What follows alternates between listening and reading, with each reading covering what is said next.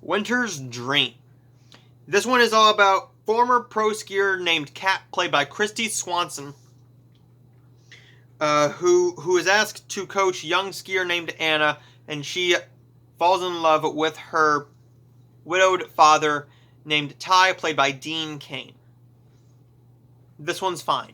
It's not as good as the One Winter movies, but it's definitely a charming one. I remember when this came to DVD, and it just left my family video. I don't know if it's sold, because it was there for a good while with the $4.99 sticker on it. I don't know if somebody actually bought it or not, or if they just had to send it back, but this movie was just fine. It had a cute story to it. It had very little chemistry, but enough for it to actually work, because Dean Cain does a good job with his charm. But it's not a movie that I'm ever going to watch again, but I'm definitely glad to say I actually watched it. It's a movie that you know exactly what's going to happen. Now, for me, I'm not really into skiing. The last skiing movie that I actually saw was Downhill, and I loved Downhill. It's actually probably my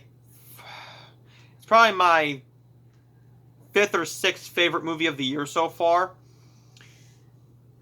or that has skiing in it anyways. This one is more about the skiing and the actual relationship instead of the splitting up of a family. This one is just fine. There's not much I can say about it. There's very little chemistry, but when there is chemistry, it does work. Is it fun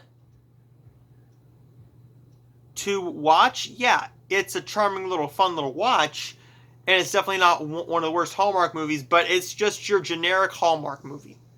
That's why I am personally giving Winter's Dream a C. It's just a fine little Hallmark movie.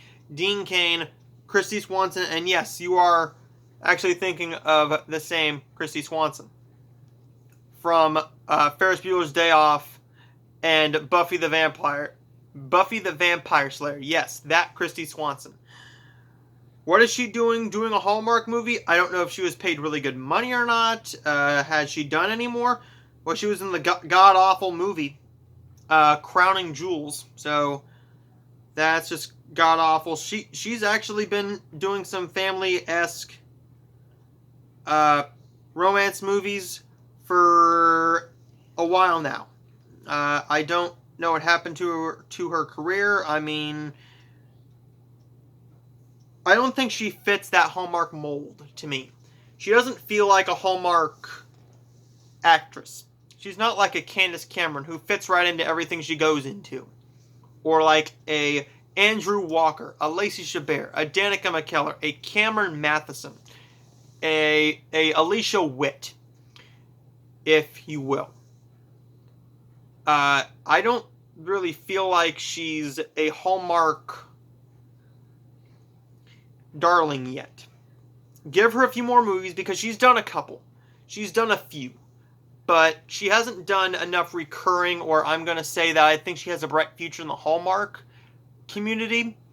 Not that she doesn't have the look or anything. She's beautiful, but I don't think she has the Hallmark charm.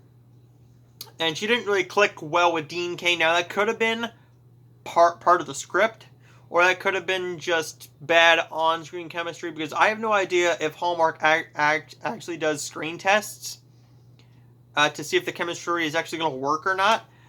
But I think they should start doing that, because I've been noticing quite a few times that the Hallmark movies don't really have good on-screen chemistry, but it starts ending up where they do have chemistry, but because of a decent little script. There's my Hallmark reviews. We were supposed to get one this weekend, but they've moved it. I think they're trying to save their movies. So stay tuned for The Sure Thing and Sweet Home Alabama up next.